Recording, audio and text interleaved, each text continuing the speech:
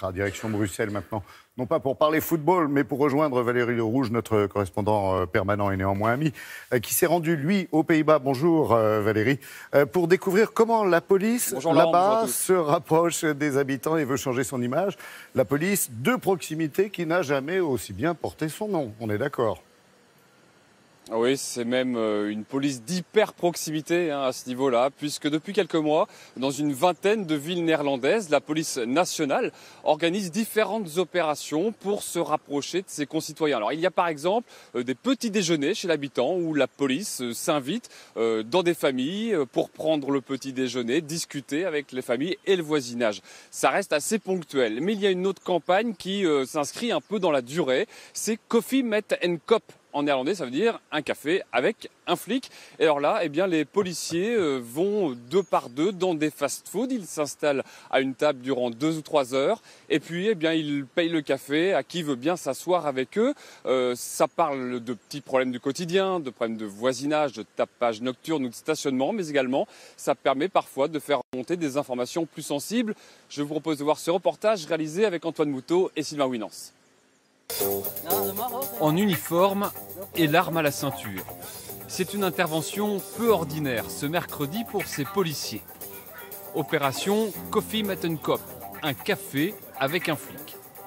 Une fois par mois, ils s'installent à une table de ce fast-food pour discuter avec les habitants, ravis de l'initiative. Ici, on a un vrai contact personnel avec le policier.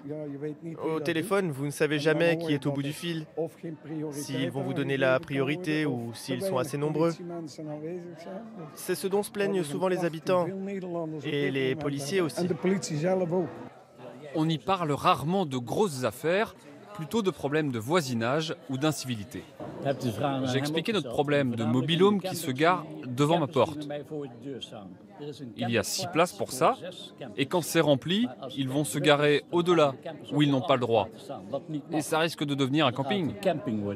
Le concept vient des États-Unis, et aux yeux des policiers, ce rendez-vous convivial permet d'avoir une toute autre relation avec les habitants. Quand je suis au volant de ma voiture, dans cette boîte de 2 mètres sur 2, c'est pas évident de parler. À partir du moment où je suis assis ici, à parler aux gens, les yeux dans les yeux, je sais qui ils sont et ils savent qui je suis. L'opération a débuté il y a 2 ans à Dordrecht, à proximité d'une prison.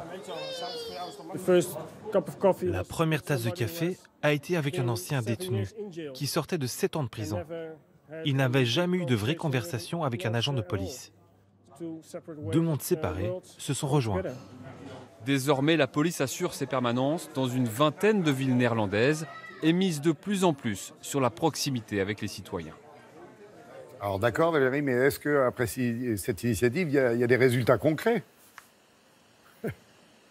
Oui, grâce à cette initiative et à d'autres, les policiers néerlandais ont une formule. Ils disent que plus on a d'yeux, mieux on voit. Et en fait, ils ont toujours comme ça misé sur la proximité avec les citoyens. Il y a par exemple un réseau de citoyens qui font la police, ça s'appelle comme ça. 1 200 000 inscrits quand même, qui donnent leur numéro de portable et qui reçoivent un texto quand il se passe quelque chose dans le quartier. Ça permet à la vraie police, entre guillemets, d'être au courant très vite des informations et des remontées du terrain.